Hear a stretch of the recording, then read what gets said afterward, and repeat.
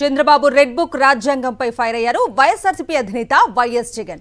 హామీలు అమలు చేయమని నిలదీసిన వారిని వేధిస్తున్నారంటూ ఆగ్రహం వ్యక్తం చేశారు. ఉద్యోగ సంఘం నేత వెంకట్రామరెడ్డిని డిస్మిస్ చేయడంపై మండిపడ్డారు వైఎస్ జగన్. ఇదెక్కడి పరిపాలన అంటూ ఎక్స్ లో పోస్ట్ చేశారు ఆయన.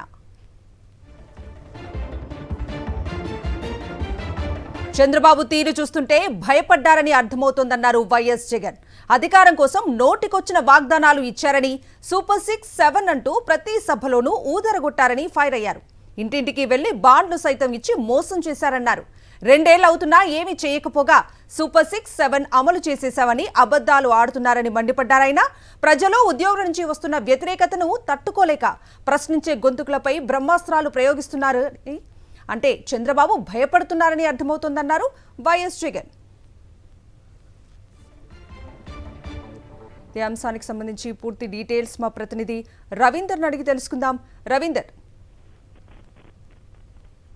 చంద్రబాబు నాయుడు గతంలో ఎన్నికల సందర్భంగా ఇచ్చినటువంటి హామీలకు సంబంధించి అమలు చేయకుండా నిర్లక్ష్యం చేసినటువంటి వైన్ మీద వైఎస్ జగన్ కొద్దిసేపు ట్వీట్ చేశారు. ముఖ్యంగా ప్రజలు ప్రశ్నించే గొంతులను వేధించే కార్యక్రమానికి చంద్రబాబు తెరదీశారంటూ ఆయన ఆ ట్వీట్ లో ఆగ్రహం వ్యక్తం చేసినటువంటి పరిస్థితి. ప్రధానంగా చూస్తే కనుక 2 రోజుల క్రితమే ఉద్యోగ సంఘాల సంబంధించినటువంటి నాయకుడు వెంకటరామరెడ్డి మీద ప్రభుత్వం డిస్మిస్ చేసినటువంటి పరిస్థితులను మనం చూస్తే ఈ నేపథ్యంలో గతంలో వాస్తవానికి ఉద్యోగులకు సంబంధించి చంద్రబాబు అనేక హామీలను కూడా ఇచ్చారు. కానీ వాటికి సంబంధించి ఎందుకు హామీలను పరిష్కరించలేదంటూ ప్రశ్నించినందుకు ఉద్యోగ సంఘ నేత వెంకటరామరెడ్డిపై డిస్మిస్ చర్యలు తీసుకున్నారంటూ కూడా ఆయన ఆగ్రహం వ్యక్తం చేశారు. మరి నిజానికి గతంలో బీజేపీని ఓడించుకుంటూ కర్ణాటకలో ఎన్జిఓ సంఘ నేత అశోక్ బాబు తోటి ఎన్నికల ప్రచారం నిర్వహించారు కదా, అప్పుడు ఆయన మీద ఎందుకు చర్యలు తీసుకోలేదని కూడా వైఎస్ జగన్ అందులో ప్రశ్నించారు. అంటే మీ వాళ్ళకి ఒక న్యాయం, పక్క వారికి ఇంకొక న్యాయం అంటూ కూడా జగన్ తన ట్వీట్ లో ప్రశ్నించినటువంటి పరిస్థితి. నిజానికి ఇప్పుడే కాదు, ఎన్నికల సందర్భంగా కూడా అనేక హామీలు ఇచ్చారు.